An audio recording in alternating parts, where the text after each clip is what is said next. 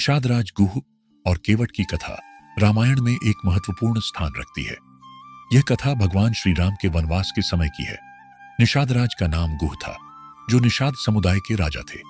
उनका निवास स्थान प्रयागराज के पास था। यह राज्य गंगा के किनारे बसा था और इसका नाम श्रृंगवेरपुर था। श्री राम और निषाद राज के बीच गहरी मित्रता थी, जो उनकी निस्वार्थ भक्ति पर आधारित है।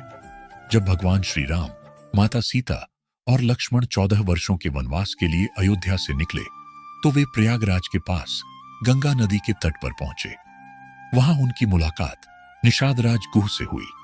निषाद राज को भगवान राम के आगमन की सूचना पहले ही मिल चुकी थी। वे श्री राम का स्वागत करने के लिए पूरे हृदय से तैयार थे। जब श्री राम उनके राज्य में पहुंचे, तो निषाद राज ने उनका अत्यंत प्रेम और आदर के साथ स्वागत किया। उन्होंने राम, सीता और लक्ष्मण के विश्राम और भोजन की व्यवस्था की।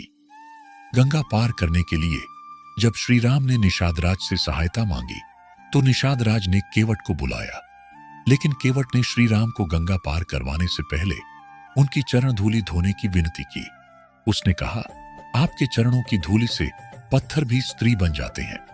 यदि यह चरण धूल मेरी नाव पर पड़ेगी, तो मेरी नाव भी स्त्री बन जाएगी। इसीलिए मैं पहले आपके चरण धोऊंगा। श्री राम मुस्कुराए और केवट की भक्ति को स्वीकार किया।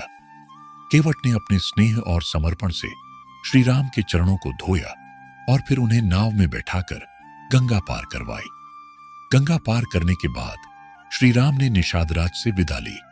निषाद राज ने उन्हें अपने राज्य की सीमा तक पहुंचाया और वचन दिया कि वे वनवास के दौरान उनकी सहायता के लिए हमेशा तैयार रहेंगे।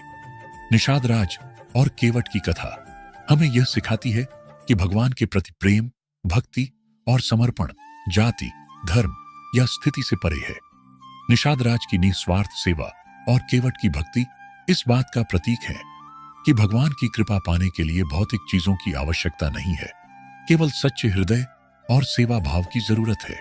सनातन धर्म का विस्तार इस चैनल का उद्देश्य है, इसलिए सनातन धर्म और उससे जुड़ी हुई कथाओं को जानने के लिए इस वीडियो को लाइक और हमारे चैनल को सब्सक्राइब करें।